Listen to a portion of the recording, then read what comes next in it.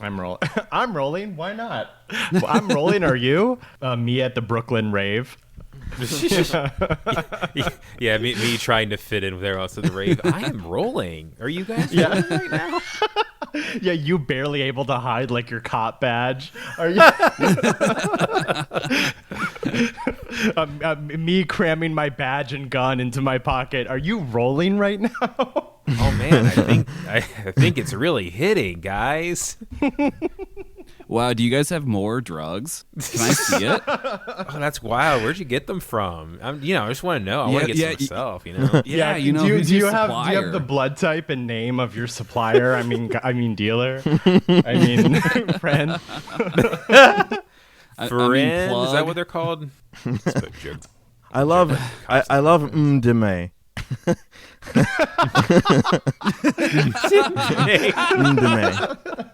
Ndeme. Me and my friends get real high off of Ndeme. Music's a little loud, right? You turn it down. I've heard this Prodigy song like 3 times already tonight. Can we? What? Oh, it's the same song. Oh, okay. Crazy how dark it is in here. Who are these voodoo people? The thing is, what I learned from April Fools is that we cannot deviate from the format even slightly. No, we can't. You'll make the Heroes 3 sad. Even minorly, if we change things up, I shut down entirely. The April Fool's thing was good. We got one comment like, "Who are these people?" That was fun. Awesome. That's very fun. I really thought. I think I was telling this to my co-host that like we really had you with Object of Obsession. There's no way they're gonna send us a worse movie than this. This looks like the most bottom barrel erotic thriller, like 90s erotic thriller. And then like 10 minutes into Avenging Fist, I was like, oh fuck, he did it. Carlos the madman. You bloody legend. Wait, so we got a comment or Heroes 3 got a comment? We got a comment on the Swim Fans April Fools episode hosted by Heroes 3. Oh, okay. I definitely thought that their fans would be madder. Actually, let me check. I'm not sure if we got fans. any. Actually, I don't think we got any comments, which is a little sad. Everyone was just like, yeah, this is normal. Yeah. Oh, we didn't do a great job. Because people come to Heroes 3 to learn. You know what I mean? Yeah. And so to have 3 know-nothings come on and babble for a while. They're listening to me and they're like, wow, I love normal Carlos. He's so normal. They said Sammo hung, so I'm kind of still happy. It's weird that Carlos didn't know anything about Tekken, but I'll take it. Damn. Well, we didn't do a great job of conveying that, like, oh, you could go to the Heroes 3 feed and hear us. Yeah, I did think about that after, but whatever. It's funny. I don't know. Yeah, It made us laugh, and that's all that I think we were shooting. That's for, true. Yeah, so. April Fools is for us. Yeah, April's 100% true. Yeah. 1, 2, 3, 4, 5, 6, hit it! Hello and welcome to Swim Fans. This is your number one movie podcast that is not run by 3 cops. I am your co-host, a cyber sex toy for chronic masturbators. I'm Josh McKenzie. I'm debugging code by gaming really hard. I'm Craig Neeson. I'm cyber hooker Alex Hawking. I'm emails, B-mails, and Z-mails, Matthew Tucciarone. And that, folks, is why I go first, so that I can take the best bits. You have done that. You do kind of sometimes snag the best bit. But that's host's privilege. That is prima nocta for the guy who introduces the show. Yeah, yep. Yes, Matthew Tucciarone of Heroes 3. Thank you for being on the pod. What movie are we doing today? I was getting there. I was just giving you an intro. Right. Damn. Hey, I'm here. Sorry. I feel like last time I was on, I jumped ahead of it, so I was trying to give you space. Sorry. It's a hacker adjacent film. It is hacker adjacent. Matthew Tucciarone from Heroes 3 is on here. Yeah, what was the previous hacker movie that we had you on for? Was it the Net? Was it The Net? Yeah, the net. It's been a It minute. was, yeah. Yeah. God, the Net fucking rules. We should I just watch love the Net I was again. gonna say, dude. I should have watched that a sixth time. That's so fucked, man. This week on the podcast, we are talking 1998 Richard Gabai film, Virtual Girl.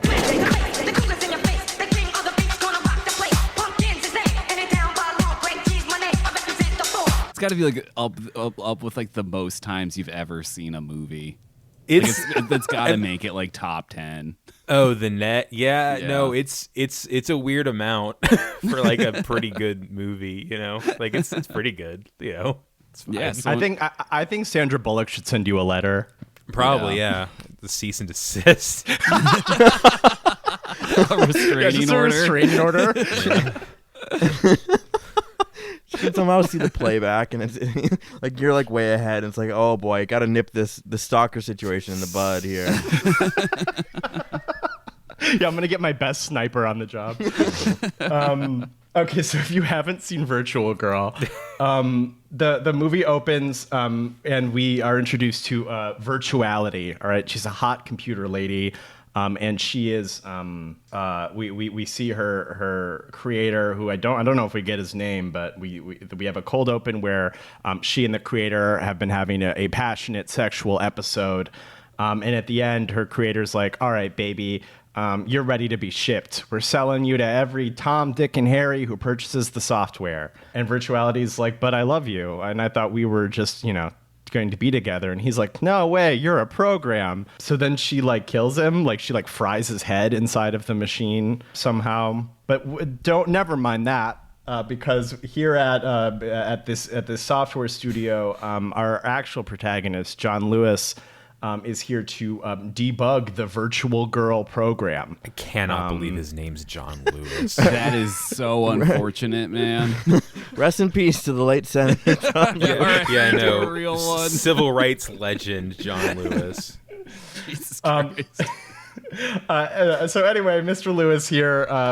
This is the big budget sex program that's to be shipped out from the software company. So they need to make sure all the bugs are out of it. All the bugs that fry your head inside of the haptic armor that you wear to interact with Virtuality. So John begins to interface with Virtuality. At first, he is sort of resistant to her charms, but she's like, "Oh, you're so hot. Oh, I can turn into any lady. Oh, isn't that great?" And he's like, "No, I'm so married. I've just had a baby, and I love my beautiful wife Karen." So at first, he sort of puts Virtuality off, but he really wants he really wants the Richfield project. Okay, this is his MacGuffin for the movie. This is his career maker, and he's going to get it if only he can finish debugging Virtual Girl. So he keeps doing that. Virtuality continues to pursue him.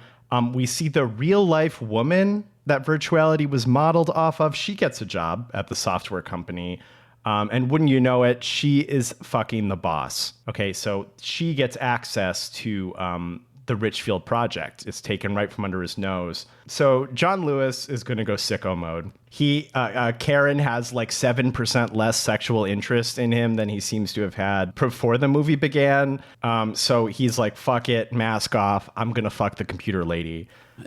So he and Virtuality begin a very hot and heavy romance within the computer. But Virtuality wants more. She wants all of him. And so the people who stand in her way have to go. So Virtuality begins to target his wife, his room temperature level wife, Karen. She begins to target the woman who she's modeled after, and she begins to do ghouling from beyond the computer monitor. And so she continues to do that. People begin to die around her.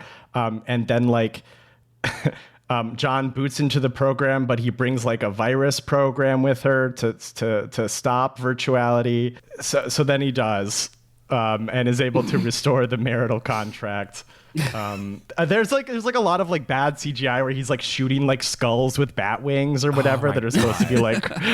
I lost supposed my to be- mind when I saw that. At one point, a laser appears in front, like over the gun that's shooting it, which is really good. Like it's just completely like incorrectly placed in the frame. Yeah. And he also takes off his shirt, so he just has a tank top on before doing this, so he looks more like a cool action guy. They McLean him up.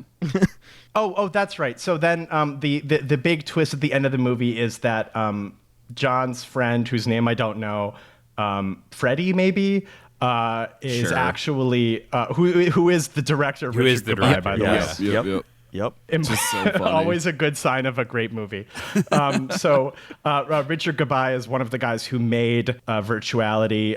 And so when she is going to like kill John, he impales her with a sword. All right. And she's bleeding in the digital world. So she's like, I'm bleeding. I must be real. And then this friend is going to kill Mr. Lewis, but in the last moment, he is taken out by Virtuality, who dies. So just to recap, the real life like face model of Virtuality is dead. The wife is not dead. The marriage contract can resume. Of course. The friend is dead. Virtuality is dead, but John is fine. So His boss is dead too. Right. So that's where we're at the end of Virtual Girl. What did we think? This is so stupid and embarrassing for the guy who wrote, directed, and starred in Virtual Girl. We talk a lot about directors telling on themselves, but this is like literally one man's sexual fantasy of fucking a robot. First off, nothing wrong with jacking off, but there's very little dignity in jacking off. And this movie wrongly conflates being pursued by like a seductress, which is like the usual realm of what we cover. The erotic thriller fantasies that there's like the sexy liberated ghoul who like twists the world around her finger to get to the man that she covets. And that's you, the presumed male audience for this movie, and you would be desirable to a hot woman. The fantasy here is having a big robotic chair that sucks you off. And it's the fantasy of sex whenever you want without a woman there, which is like almost interesting, but like not like a good or extremely sexy basis for a movie. Yeah. It's like if the director had that level of self-reflection, then it could be an interesting movie, but he definitely does not. No, because if he did, you'd have something like Ex Machina or whatever, right? Yeah, it's like if you made yeah, Ex Machina into like a Frankenstein softcore film. And I'm not shaming anyone for even having this fantasy. No. Like, pursue your personal happiness wherever you want. We all Gooner. want to fuck a robot. Yeah. I honestly and genuinely begging. support you. Craig did in the canon of the show. Right. I mean, That is not that's not canon. been canonized. That is not canon. That is the delusion. That is a delusion. I will continue to claim that I have fucked Robot Lady and that she enjoyed it. So She is not a person. She Nope. is a website Okay. that I go to. right. Okay, that's fine. Why did she look exactly like Cortana though? Going back to Virtual Girl, Sorry. it is hysterical to write, direct, and star in this movie and then like show it to people. And the actual sex here is just like regular sex. It's very regular sex. There's nothing crazy going on in like the virtual mist sex house. There isn't like fuck Team 5 orgies or like a descent into increased perversion. It's like missionary and cowgirl, and that's it. It's just the sex he would be having with his wife. It's not good, but I thought a lot about it while I was watching it. So. Yeah, I mean, to add on to Alex's, the idea of having a womanless like pleasure simulator. It's interesting that this movie starts essentially with a grievance with a woman. She's simply too tired to have sex with me. My wife is rejecting my libidinal impulses. Therefore, I'm justified in seeking it out elsewhere. Which again is targeted towards an audience that, in a kind of like proto-incel movement way, is fundamentally aggrieved with the idea that they aren't getting laid, right? Like that, they're being shorted something by the world, and in being shorted something by the world, especially when you're a super cool video game maker who again debugs things by playing Rogue Squadron really good, or Asteroids really good in the simulator, and that's how you get the bugs out. That intro sequence is so long. Yeah, man. So many lasers. It's like 4 minutes. Yeah, of, I mean, of CG. They shot the film's entire budget on that entire bad Star Wars Little John. And I knew it. Like I was like, "What is this? Just stylized opening credits? Like, what the hell is this?" And then I was like, "Oh my god, he's in the program right now, and we're seeing how good he is at the program." So again, and it was like 5 minutes. Yeah. Again, so we established that he's like so good at gaming, and also like he has a grievance about women in general. And it kind of cascades into this like what ought happen is that a woman be like totally like completely into me, and I would have to like play resist to like no, I don't swing that way, baby. I'm married. You're two-dimensional. I can't do that. It is really a fascinating psychological portrait of the writer, director, actor. Yeah, I mean, I think this movie takes enough like bizarro, like just insane turns. Like the boss has been like oozed at his computer in like 2001 A Space Odyssey way. The entire house is like wreathed in these like little red glowing eyes that stand in for virtuosity, and she sends an you learn later an erotic masseuse to the wife, and really sets her up for real embarrassment, which is like one of the more like bizarrely contrived. We've spoken a lot about instances of this in erotic thrillers where it's like, oh, you're getting caught doing something, but you're actually you didn't do it at all. It's just someone seeing the kind of the part of the footage that is cut in a way that implies that you were doing something, you were doing infidelity or something.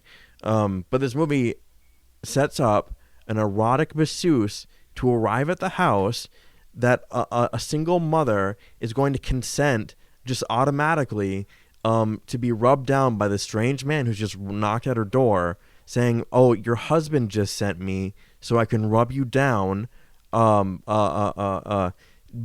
Bizarre. And also to what end?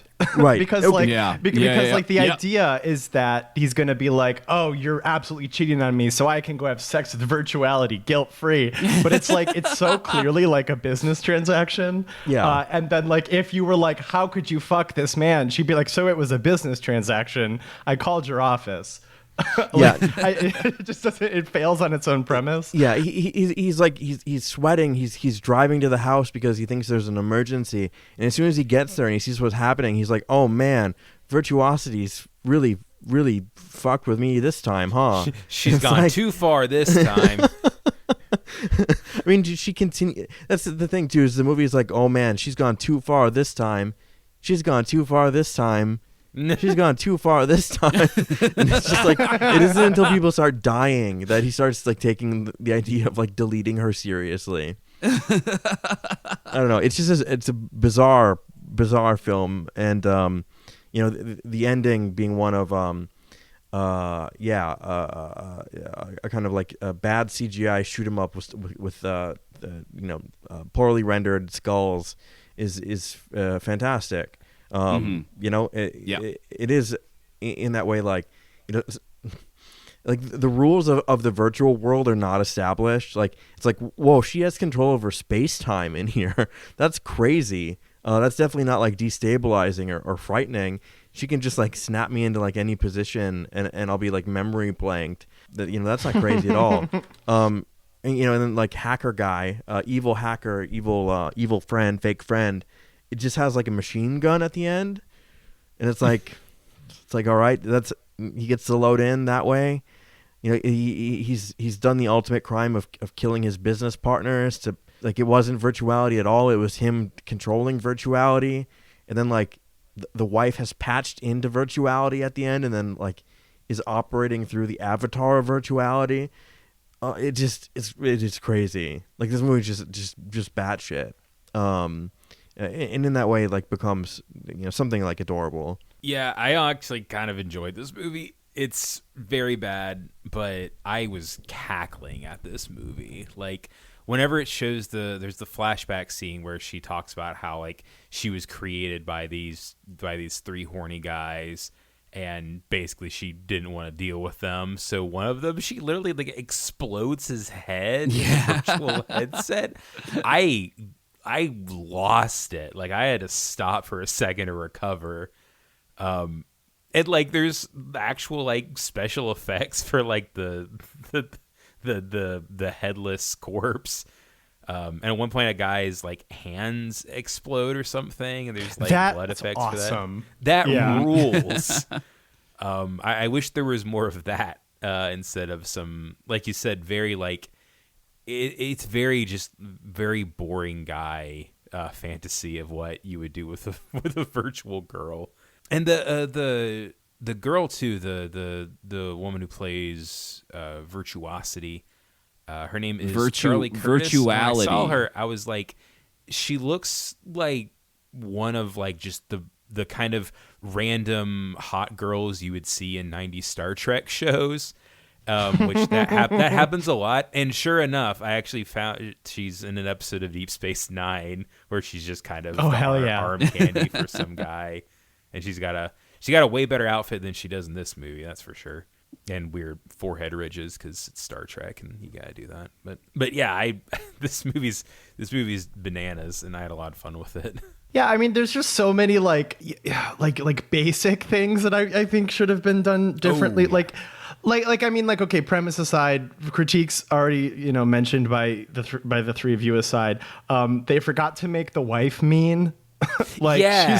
she's like a regularly affectionate wife, and he's like, yeah, I hate my frigid bitch of a wife. Like after they already like were making out and like about to have sex, except for their damn baby interrupted them. Yeah, there's even like a ba kind of that plays when the baby's crying. So like this idea of like, oh, my wife is no longer giving me the thrills that I as a man evolutionarily crave. So they forgot to make her like not a good wife, or in at least in any way conceivably not meeting expectations. So there's that. I thought that's a pretty big problem.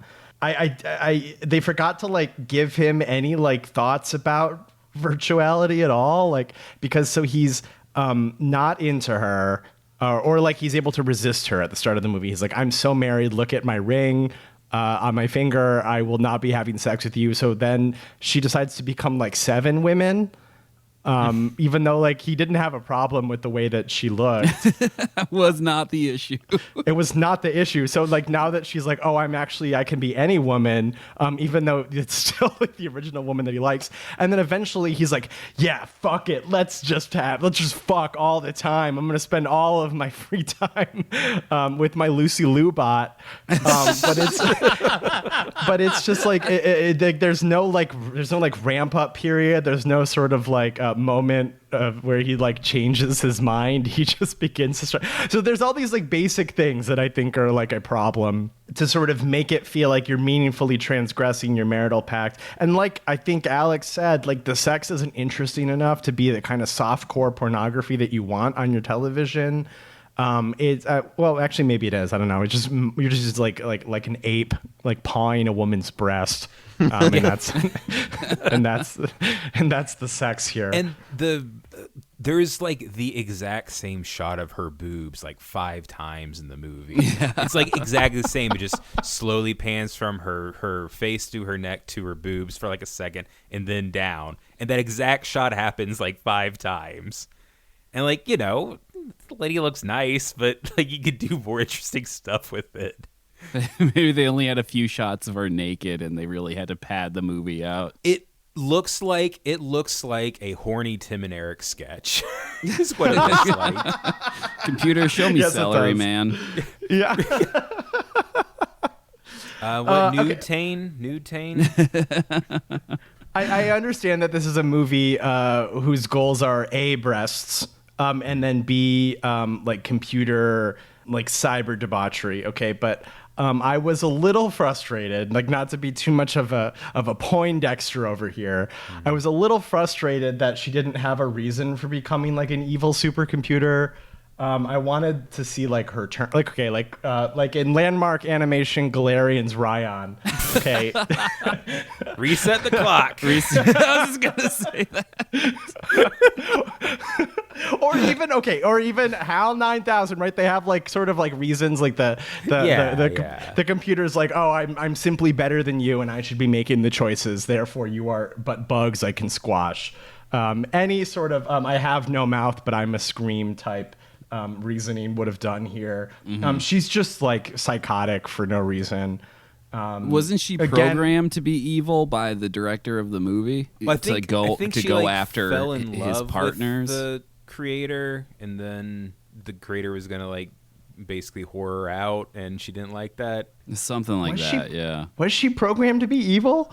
Yeah. Because director of the movie reprogrammed her to wipe out the other, explode that guy's head, and kill the guy from the opening scene. Well, okay, but then why didn't you just turn off the evil switch? He is your problem. Yeah.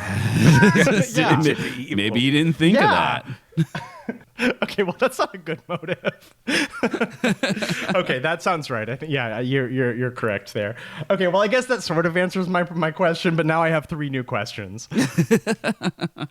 Is virtuality, is that the dumbest name for any character we've ever seen on this show? 600%. The moment where she's like being seductive and she's like, "Ooh, you can call me Virtue." I'm like, can you just stop? Like, this is so like, make the movie shorter if this is what you're gonna fill the movie with. It's already like 82 minutes long. Yeah. They are struggling to make this feature length. In Those the credits are They're so slow. It's I incredible. couldn't believe it. That is straight up padding for runtime. Also, the initial boot sequence into Virtual Girl takes like 2 minutes. And it keeps it like holds on like the title screen, and it's like loading in assets or whatever, and then it'll crossfade back to him in like the suck off chair with the Virtual Boy on his face. And then it'll just like slowly zoom in, and then it'll crossfade back to like Virtual Girl connecting to server or whatever, and it'll just keep going back and forth on that for like 2 literal minutes. Yeah, it's like a real-time boot sequence for the suck-off program. For like period appropriate load times. I was gonna say it feels kind of like loading a game from Is he the loading mid-90s up on your PC. fucking Stuntman for PS2? That game had really bad load times. Yeah. I did like one of the things that was loading in was it said loading MIDI. Which God, Yeah, I laughed saw that really too. hard at that. So I was like, oh, the MIDI is definitely here already. Yeah, the top of the line technology, the MIDI file. I miss MIDI Which files, man. This is computer dork shit, but MIDI doesn't take any time to load. It's super easy. Like it's from like the early 80s. That's why people use it. But Imagine like a MIDI file that's supposed to be like the wet, like schlicking sound when you're having sex with virtual. compressed samples. it's like when like she talks like when they try to do like voice samples on like Street Fighter 1, and you can't understand what the fuck they're saying. Yeah,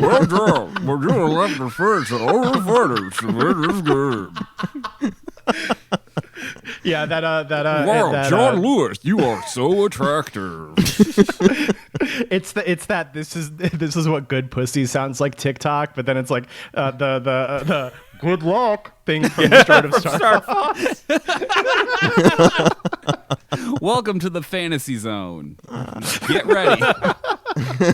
It's all fucking samples from Skippy Toad, like all of his like death noises.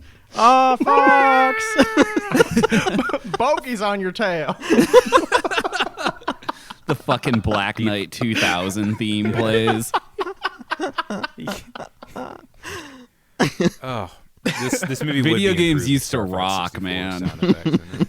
Oh my god, okay, it's just like if you changed nothing about the movie, but virtuality was like a cartoon bird, immediately more interesting.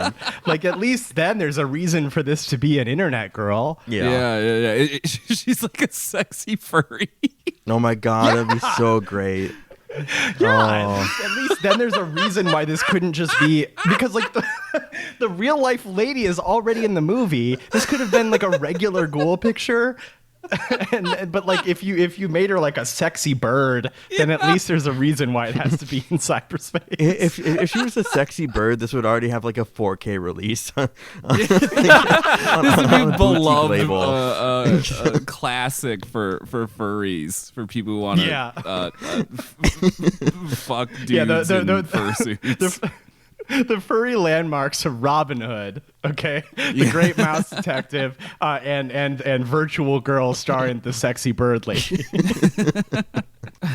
Crystal from Star Fox. Yeah, like come on. Was that her People name? are posting on forums. What is this lady from? I see this picture everywhere. I don't really like it though, but like, where's it from?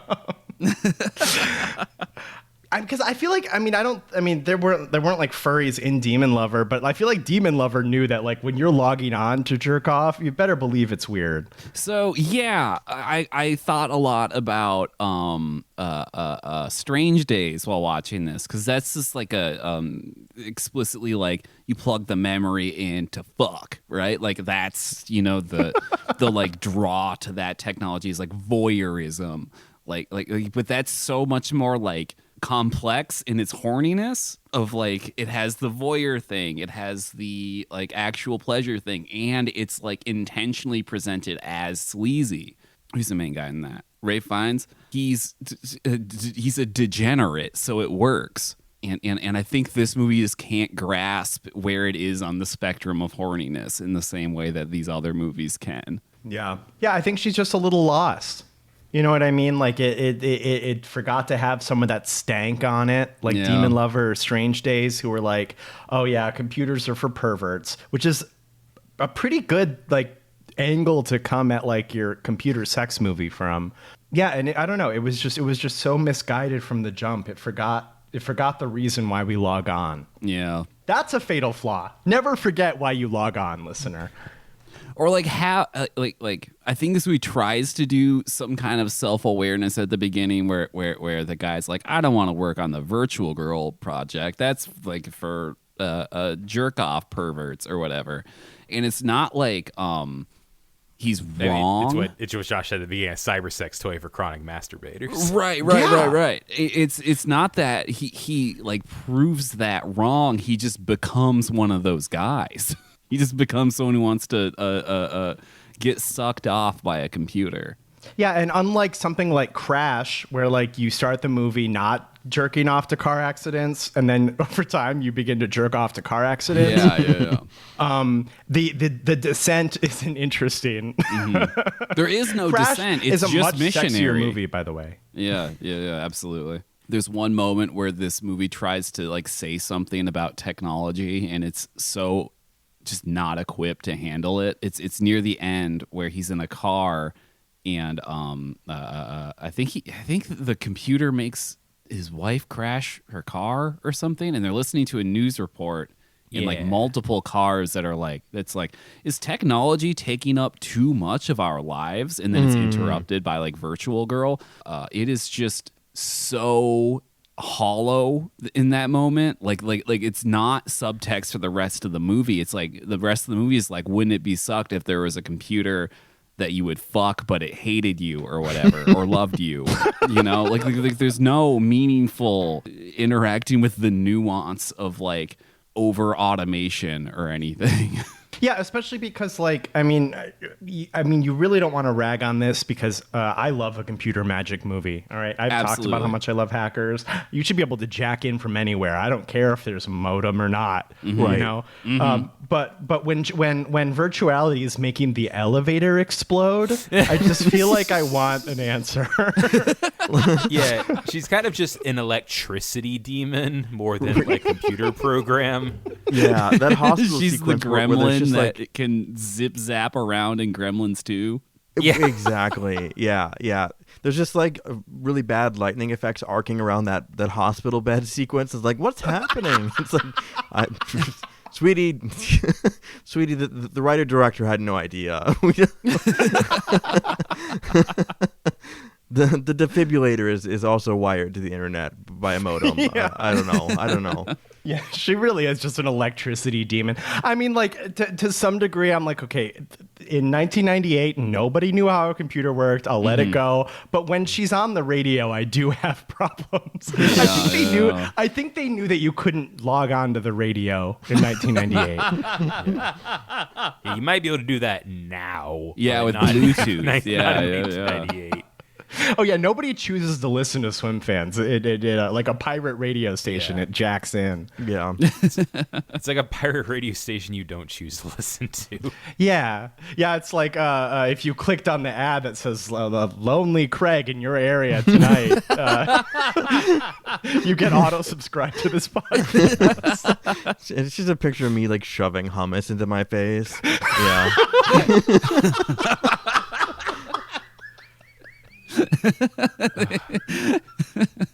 Virtual Craig. This is actually twice filtered water.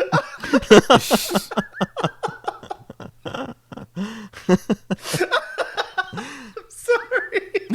That's my favorite visual of all time.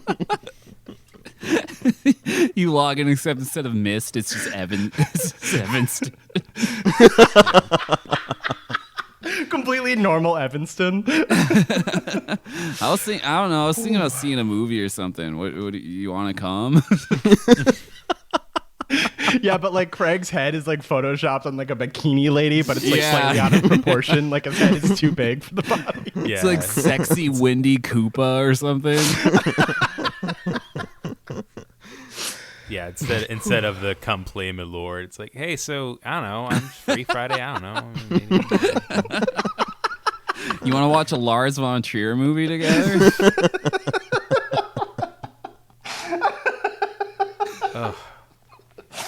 Oh my god. Okay. Sorry, Craig. No. I mean, that's how you'd sell me. That'd be that's how you'd market me. That'd be effective. Going down my list here, the graphic design in this movie is astounding. I love to log on to my banking website, and instead of like chase.com, it takes you to like the Mist splash screen. It's the same font as the Virtual Girl font. And all it is like your account balance. There's like no other extraneous like click here. It's just like, man, you just got like 200K dropped in your account. Yeah, I love how he's like, where the 200,000 come from? Like, you freak out if that much money is just added to your account. Yeah. Well, and that type treatment with that sort of color, so maybe this is an effective art choice, but it just seems like it's moaning at you. Like it's just moaning your balance back at you from the screen from, Bank of America. That's You the have more deranged kind of sex we $200 need in to your have in this savings movie. account. Hot one. Yeah, if my checking account sucked me off, then we'd be cooking. Then we'd have a movie. What does that say about America, That's the future man? the AI people want, is they want you to be sucked off by your fucking... They want Twitter to suck you off.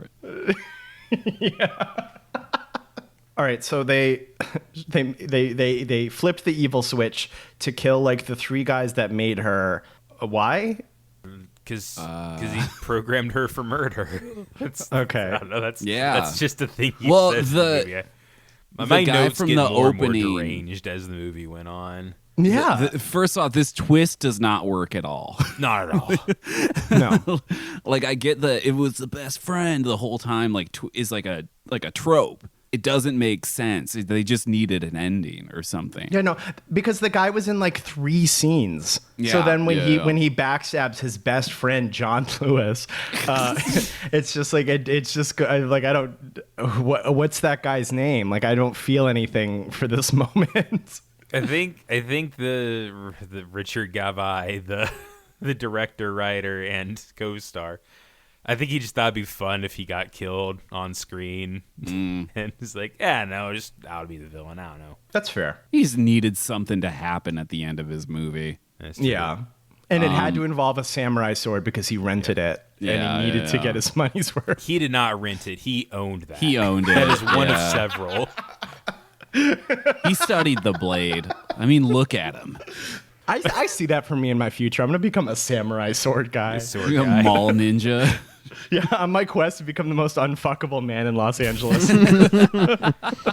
I've never been to LA. I've imagined you have some stiff competition. I do. I really do. Do you remember the guy on that bus who like whips out a samurai sword during a fight? Do you remember that What? video? It's like a white No. dude, but he had like a name that was like it was like a Japanese name that he gave himself. Woof. As one does, yeah. Anyway, they found out later that he died taking like a small boat out to an island with like an underage girl to practice sword fighting, and they both died. Oh my God. Yeah. Those who live by the sword die by the sword. Oh my God. He would have loved the program Virtual Girl. Yeah. Don't put that evil on Virtual Girl. I guess if I'm going to give the movie like one thing, so there's their favorite filmmaking trick in the world is where they like will have Virtual Girl like magic herself out of frame. So they'll like, obviously like film and then be like, okay, we're stopping the camera, please move, and then we're going to resume the camera. Please don't move a muscle, to like get her to like magic herself around. I guess there was quite a bit of care put into like matching that up because they do that a lot. Like they'll be like holding stuff and then they'll do like I Dream of Jeannie style moves to like snap it out of existence. So there's that, I guess. Yeah. You had to tell people don't move, don't hit the camera, don't do anything that would make this discontinuous from 1 second ago. So, I mean, that's care. That's attention. Yeah, I mean, someone did care about this movie. Yeah, he wrote and directed and starred. He wrote, the directed, and only one who starred cared about and it. edited. Is Virtual Girl cheating? Open question for everyone. I actually did ask Callie this. That's so funny because I asked Alex and Craig this. And So, now we have to address it on the show. Yeah. Right. Okay. So just to sort of like catch you up in case you haven't listened to the seminal Ghost Ship episode, by a Supreme Court vote of 2-1, the show has ruled that fucking a ghost is cheating. Yeah. And so like fucking the ghost alongside, I would assume, any other entity that can choose to exist only for certain people would also thereby be cheating. So you got your demons. Yeah. All right. That's cheating.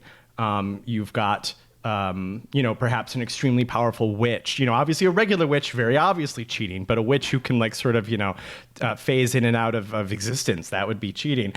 So that's important context going in. A round robin debate. At what point, at what level of power does it go from masturbation to cheating? So, I mean, obviously it depends on who the partner is you would be potentially cheating on. Obviously that's a big condition of it. But what we kind of settled on was basically if you can have an emotional connection with the person has an emotional connection with you, that's whenever it crosses a line. Because if I look at porn, that's the person on the other line, they know that someone's going to be looking at them and jerking off, but they're not I'm not building a relationship with them. And if you feel like you have the need to, this is a little too serious relationship advice-y, I apologize. But if you feel the need to lie about it to your partner, that's definitely a big red for flag. sure. Yeah. That's not as fun of an answer. Well, here's what I want to throw at you based on what you Yes. just said. Yes, So hit me. what if, so the difference between this and, again, like cheating on your partner with a ghost, a la Ghost Ship, is that the ghost, because it is a human intelligence, could, in theory, by your definition, have an emotional connection to you back. However, what if the computer program, what if virtuality only thinks that it's having free will, and it's merely like, oh, I'm programmed to say that, or like, I think that, but actually I don't have thought at all. So what I'm asking you, Matthew, is what is free will? And do you think... Thanks for coming on the show, by the way. Yeah, no problem. And do you think that anything that we do could be considered free? Well, I think that we're all made in the image of God, and the answer there.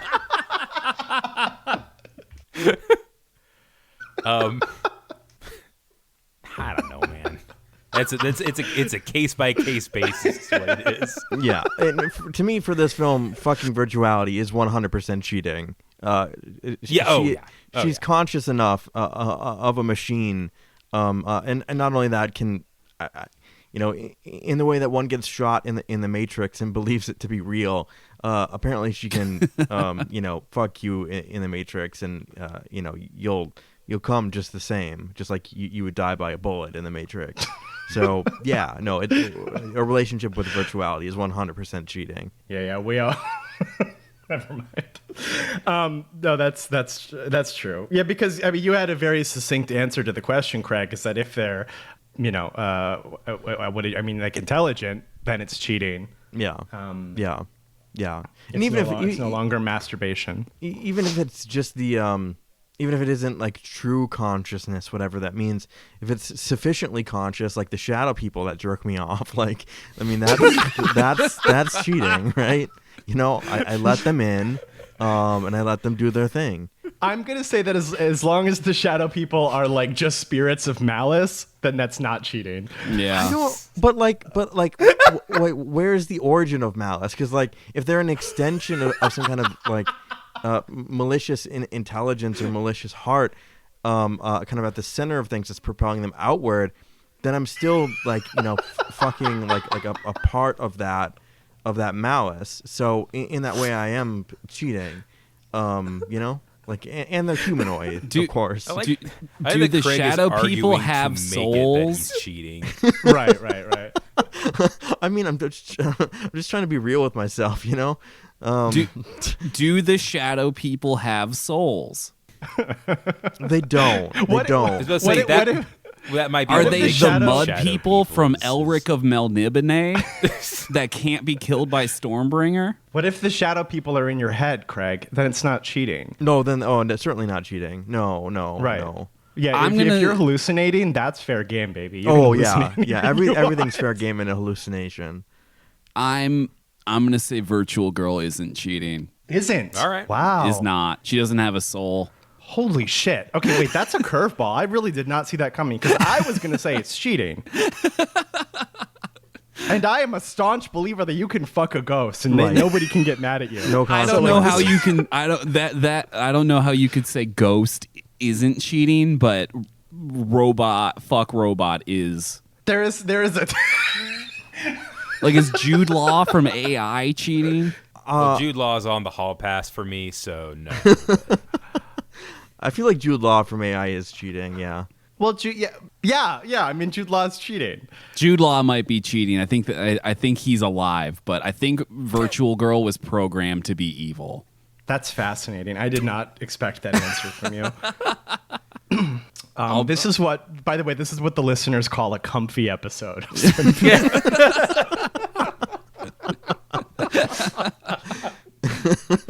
Man, I love it when a director tells on themselves. When the shadow people jerk me off at night, like. Yeah, I think if I don't know, if you're wearing a big dumb suck off chair or whatever, You're not cheating. You're masturbating. Those are sex toys. I don't know. I feel like she hasn't something like a consciousness and controls, the suck off chair. Yeah, she has agency. She's making decisions. Right. Like she can inflict She's pain. trying. She's trying to kill your beautiful wife Karen, who's merely tending to your child. Right. And she has all the kind of So- like realistic parameters of a person, right? Like that they're in bed together. They're having sex like you would have sex with a person. Okay. But like, if she didn't have consciousness, that wouldn't be cheating then. Yeah. Okay. Well, That let would be me- let me- basically playing like a Newgrounds jerk off game. Right. Let me throw this at you. Maybe this will help. Okay. What if you were in like a holodeck suck and fuck situation? Right. Is that cheating? No. Like a Star Trek style? No, Right. no. But like, are the holodeck hallucinations meaningfully different from Virtual Girl?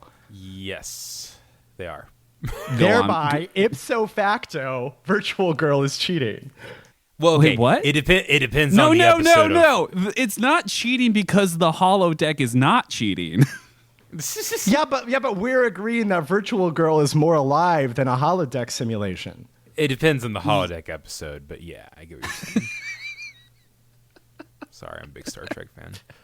No, that's why I asked it in a Star Trek context, because you mentioned it earlier. Right. Listener, is it cheating to fuck a hot computer person? Let us know in the comments. That's one of the more important questions posited by Matrix Reloaded. Yeah. When the hot robot lady is like, hey, Neo, kiss me like you kiss her, and then Trinity almost puts a bullet in her head. Like, That's like computer magic. is this not computer magic? This is a Newgrounds porn game. If I were confronted with a Newgrounds that was capable of this, I would be dead by now. Like Dehydration. Craig would be a desiccated corpse. Alex says all of this to the Virtual Girl moments before their head explodes. Listener, let us sound off in the comments. Is it cheating to fuck a hot computer person? And I want to know if you think it's cheating to fuck a ghost. All right, It is 100% cheating to fuck a ghost. 100%. Yes. Any final thoughts on the movie, Virtual Girl? I love that the most famous, in giant air quotes, famous person in this movie by far is the random janitor that says "drop my banana." that's a guy. It's played by Jeff Bowser, who's just kind of like a character actor. That's Oh, in, like, a yeah, billion yeah, random yeah. Stuff. He pops in this for like a half a second, and I was like, "Wait, why do I know that guy?" Yeah. He cashed that paycheck. Yeah, It's you know easy what? money. You gotta do what you gotta do. I love that because they like we mentioned earlier, they try to stretch the credits out as long as possible, so anyone with a speaking role gets like their own still shot of them from And the the movie. baby. Including the baby, but also including the guy in the break room. He has one line. His scene is literally as long as his credit is. when they showed the still of the baby and the baby's name, I'm like, oh man, when that kid grew up, like, there's no way that kid turned out normal. Just being like, yeah, my claim to fame was being a baby in the film Virtual Girl. Virtual Girl owes damages to that Yeah, child. if that's not a fast track to like a Hollywood meltdown, then I don't know what is. I was gonna say that kid's like 27 or something now. Get him on the show. Yeah, honestly. New Nirvana baby dropped. I'm assuming at this point they have a Google alert that anytime the phrase "virtual girl" appears, it goes right to their inbox. So, hi, baby. Yeah, we'll be hearing from the lawyers for sure. Thanks for listening. Or like a browser plugin that banishes every mention of the words virtual girl. I mean, when you're sufficiently addicted, you might, benefit from a plugin like that. Oh man, so okay, this might be a good time to pull out the insane thing that I did. I actually skimmed through the sequel to this. Oh hell There's- yeah! I there's a sequel. discovered that after finishing the movie Yeah. today. Is that there's Virtual Girl too? Virtual Vegas is the sequel to Virtual Girl. And it is less of a movie. It is kind of not a movie. Because I definitely did not watch it because so much of it was like, okay, this is just it's kind of just a more boring Virtual Girl. There's literally like almost no plot. It reuses so much footage from this movie. Really? Like all like the CG shots and stuff are Dog. exactly the same. The establishing No shot shit. of the establishing can't shot of do their that. house is the same. None of the. But it's different people. Yeah, it's the director is in it because it's the same director. Oh, great. Didn't he die in the first one? He did die in the first one. It's a different character, but in a That was my similar twin brother. situation. Fuck off. Yeah, but it is softcore porn. Like this one's like teetering on it. That one is like this is just an excuse to show a bunch of people humping each other. Well, And a lot of it is like, oh, it's people like it's in Vegas now, and people are like trying out the thing, which is very funny because it's like it almost is like a carnival ride where people are getting into virtual reality and having sex and coming off of it, I guess.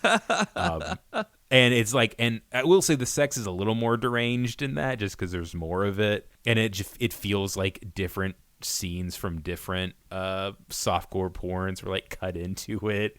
Because it's just completely random scenarios, no connection to anything else, and it's just okay, well, this is what we're doing for 10 minutes, so you jump ahead. well, I'm sorry you spoiled yourself on your next appearance for Virtual Girl 2 Virtual Vegas. You know, Looks like you'll have to watch it again. Yeah, you're gonna have to watch it once more. You know, I think I might skip that episode. What? You cannot. These are not optional. I'm not contractual. I'm sorry. Yeah. Hate fake friends. I'm sorry. I'm a fake friend. But anyways, yes, that movie is not good and barely a movie. This is also barely a movie, but there is like a plot. You know, there's a thread that gets you through the movie. Another one just doesn't have it. Yeah. And no violence. There's no like someone gets shot and there's no blood, no effects of any kind aside from a sound effect and a woman kind of holding a gun near someone. The ending's a little fun because the ending's a little insane, but it's not worth it. I think this movie's worth it though if you want to have a bad movie night. I gave this movie 1 star. I didn't like it. I didn't like anything about it. I think I gave it 2 stars. I don't know why. 2. Yeah, 2 stars for me. This feels like a 1.5 with the I liked this, you know? Sure. Yeah, 1.5 seems like the good middle ground between the lot of us. Matthew Tucciarone, where's my fucking cast crate? I've yet to receive my cast crate belongings back. I will be Where's this unsheathing One my Piece sword. Dojinji? Thank you so much for coming on. Yeah, definitely. Is there anything you've seen recently? I've been watching through Severance. Severance is real good. We're almost done. We're almost caught up. So that's a very good show. Yeah, let me know what you think of the ending. I liked it. Where can and people find you? I guess I should plug my show. Hi, you should check out Heroes 3. It's a podcast that I do with Marty and Carlos talking about Asian cinema. We are talking about Zhang Yimou movies right now. We just did an episode on Hero. That was a lot of fun. And we're actually doing it's probably too late by the time this comes out. I don't know. But we're doing a panel in person, which is super exciting. So we're we're kind of doing a lighter week this week so we can prep for that. So that'll be fun. We'll try to record it and get it up. That's so fun. Where at? Yeah, this comes out this week. Oh, it does So- come out this week. Okay, Yeah, cool. yeah. Well, if you're listening to this on the day it comes out, it's in like 3 days. It's at Saturday, April 12th at VGMCon in Minneapolis, Minnesota. So if you're there, check it out. I think it's at 1 p.m., something like that. So, and we're talking about, I think the panel's called the Bruce Lees of fighting games, but it's talking about like the influence on video games from Kung Fu movies. Talking about, characters that are straight ripoffs or homages or whatever, and it's gonna be a lot of fun. So you guys are talking about Avenging Fist. You know what? We'll probably mention it. Actually, that would be fun to talk about. Then movies that retroactively ripped off video games that were then inspired by movies, and it's a big Ouroboros. Hell yeah. Yeah, if you're in Minneapolis, go see the homies. Yeah. And VGM Con's just a ton of fun too, so you should check it out if you just like video games or music or whatever. Tell him Craig sent you. Yeah. You get in free that way. You're a friend of Craig.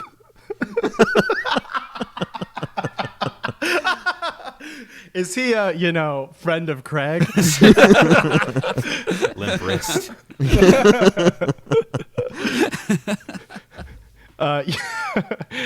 You can find the show wherever you get your podcasts. So that is Apple Podcasts and Spotify and now YouTube again. So if you want to listen to the show on YouTube, you can do that. Wherever you listen, please rate, please review. All right, please comment. Please send in some questions. Please, that's everything I think. But do any action that you can do except for not doing those. So like, don't block the show, please. We don't have listeners to lose. We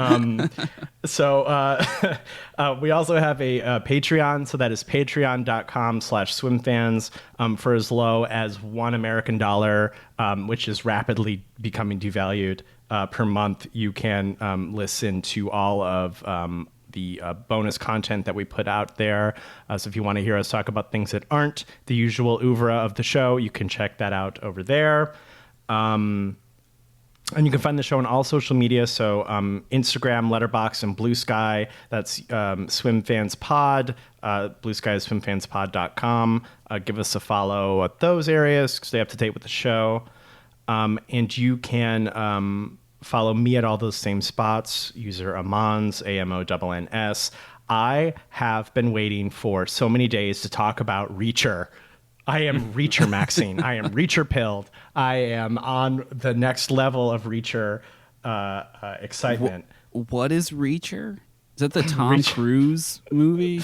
Yeah, well, it's the source material for it. So on Amazon Prime or wherever you want to watch it, Reacher, the character, Jack Reacher was like a military police officer who has forsook the military, and now he just wanders around America like just a 6'6" walking wall of menace, where he just like does ultra violence to people. So his job now is that he gets tangled up in all these like small town like smuggling cases or like government cover-ups or whatever. He just does violence to bad guys, government officials, crooked cops, like human traffickers, that kind of thing. And so it's about, I am not exaggerating. It sounds like I'm kidding. I'm not kidding. Every single scene of Reacher is somebody saying how big Reacher is. Like they'll be like, "Oh, you're a big fucking gorilla," or some like person will be like, "Why are you so fucking big, Reacher?" And it's like they constantly talk about the bigness of this man. The fighting is cool. The violence is pretty cool. Like the practical effects are cool. They use a lot of squibs, which is nice. I really enjoy it. The guy who plays Reacher is a great balance of like kind of scary and actually kind of funny. He has like his like former military police friends who show up now and again, and I like their chemistry. I watched all 3 seasons with my dad in like 3 days when I was home for my birthday because the weather was bad in Michigan, so we just watched all of Reacher. And I'm Reacher maxing. Alex. You can follow me on Blue Sky, diatron5.swimfanspod.com. I'm on Letterboxd Diatron. I watched another Tony Hawk documentary called Pretending I'm a Superman, the Tony Hawk video game story. And it was the biggest goddamn waste of time. It's fundamentally incurious about the games themselves. It's just interviews with pro skaters who were like featured in the video game. So we'll have like Chad Muska there. And then Chad Musk will be like, yeah, it was great being in a video game. And like that's like 90% of it is just people being like, oh yeah, I'm the guy from Goldfinger. It was great having our song in a video game. And like there's like a bunch of stuff that I really love about those games, but like it doesn't go into any of it. It doesn't go into that like halfway through the series, Bam Margera starts kind of like getting bigger and bigger in each game until until he basically takes over Thug 2. That's a Jackass game pretty much. It just sort of says, yeah, we kept making them and then it kind of petered out, you know, and then we tried the board thing didn't work. A gigantic waste of time. Watch the other Tony Hawk documentary Until the Wheels Fall Off, and learn just how weird of a brain Tony Hawk has, because he's a fascinating person. Craig. You can find me at Craig Neeson on Instagram and Letterboxd, CraigNeeson.com. I saw Mickey 17 finally. Yeah. I don't know. Kind of didn't have expectations for it at all. Didn't really know what I was walking into. Still kind of like lukewarm on it. Yeah, it's okay. It's fine. It's a movie. I feel the same way about Mickey 17 that I feel about Barbie. I mean, Mickey 17's a better movie than Barbie is, but like in that, like, because media literacy since like Starship Troopers has like cratered, I think satire has to be more heavy-handed to keep up with how like stupid people are, or how bad faith people like take movies now. Yeah. So that means that satire has to be even more like on its face. And so I gave it a higher rating to adjust for my own arithmetic in that arena. Yeah, like the Toni Collette and Mark Ruffalo are really emblematic of you know, not that one has to be like subtle or something, but it's like it's so on its face. It's so clear what Mark Ruffalo represents. You know, he's a fusion of Trump and Musk. It's just not. Do you think he's Zach Brannigan? My takeaway from Mickey 17 is that it's Futurama. Robert Pattinson is Fry. He has a love interest who's Leela. His friend is Bender, and Mark Ruffalo is Zach Brannigan. That's actually true. That's actually so fucking real. Yeah, very true. I was already planning on watching it, but you've definitely sold me with that. So it's like a pretty good episode of Futurama that's over 2 hours long. Ooh. Do you think that Bong Joon-ho was like so okay? Because I think Parasite was one of those movies that people seemed like they were getting paid to misunderstand. Like they were like so dedicated to being wrong about it that it's like they were on somebody's payroll. That he's like, okay, I'm gonna make a movie that is so on its face you absolutely can't misinterpret it. Right. Yeah. And I'm gonna put a bunch of, you know, it's gonna be star-studded. At least to a Western audience, it's going to be star-studded. And to me, it trips and it falls pretty significantly because of that. You know, to me, what, like, rather than like some kind of like deftly woven like social commentary, which I think Parasite like is and manages to be. Mickey 17 has like little fun moments of comedy and little moments of like, oh, there's two of us. What if we like kissed? What if they kissed? What if they didn't kissed? they kiss? Yeah, they should have kissed. They should have kissed. Matthew, they don't kiss. I'm sorry to they don't report kiss. this to you. Yeah, Ooh. bear bad news, but they do not kiss. But there are also sorts of like fun comedic moments, and like, if only for that reason, like I feel like it survives somehow. Okay, bye-bye. This was episode 299. Oh my God! Oh shit!